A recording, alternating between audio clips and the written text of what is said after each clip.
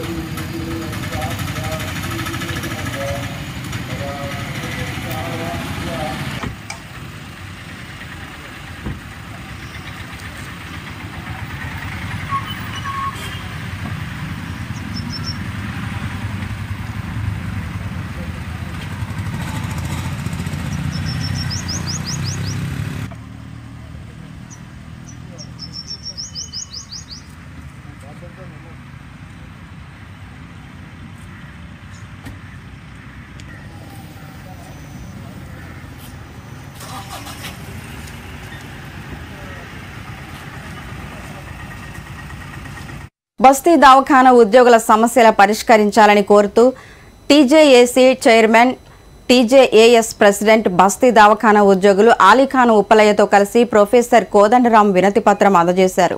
ఈ సందర్భంగా ఆయన మాట్లాడుతూ బస్తీ దవాఖానా ఉద్యోగుల సమస్యల పరిష్కారం కొరకు ప్రభుత్వం దృష్టికి తీసుకువెళ్లాలని తెలిపారు. కానీ ఇప్పటివరకు వేతనాలు రాలేదు. బ్రతకడం అంటే కుటుంబ పోషణ చాలా ఇబ్బందిగా మారుతుంది. అలాగే బస్సు దవాఖానలో పనిచేస్తున్న మెడికల్ ఆఫీసర్లకు, స్టాఫ్ నర్సులకు గత పిఆర్సీలో వేతనాలు పెంచడం జరిగింది. కానీ సపోర్టింగ్ స్టాఫ్కి నేటి వరకు వేతనాలు పెరగలేదు. ప్రభుత్వ ఉత్తర్వులు 730/60 ప్రకారంగా జూన్ 2021 నుండి మాకు వేతనాలు పెరగాల్సి ఉంది. ఇట్టి వేతనాలు పెంచి బకాయిలు కూడా ఇవ్వాల్సి ఉంది. అలానే సపోర్టింగ్ స్టాఫ్ 2019లో కాంట్రాక్ట్ విధానంలో నియామకమైన సపోర్టింగ్ స్టాఫ్కు ఇప్పటి వరకు సరిగ్గా తమ వేతనంలో మినహాయించిన ప్రావిడెంట్ ఫండ్ కూడా జమ కాలేదు.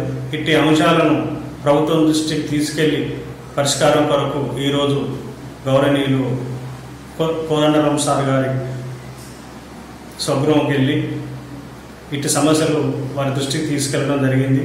ఇటు సమస్యలపై స్పందించి వెంటనే ప్రభుత్వ దృష్టికి తీసుకెళ్లి పరిష్కారం చేస్తానని మాకు ఈరోజు కోదండరాం సార్ గారు తెలపడం జరిగింది. ఇట్టి వినతి పత్రంలో ఇవ్వడానికి వెతుకు ఉప్పలే, అంజద్ అలీ ఖాన్.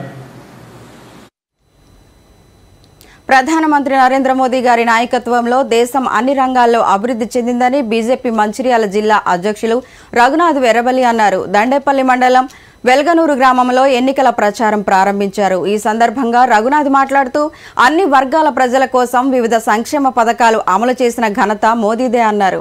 ఇచ్చిన హామీలను అమలు చేయకుండా కాంగ్రెస్ ప్రభుత్వం ప్రజలను మోసం చేసిందని ఆరోపించారు. కాంగ్రెస్ పార్టీకి ఓటు వేస్తే ఓటు వృధా అయినట్టే అని విమర్శించారు.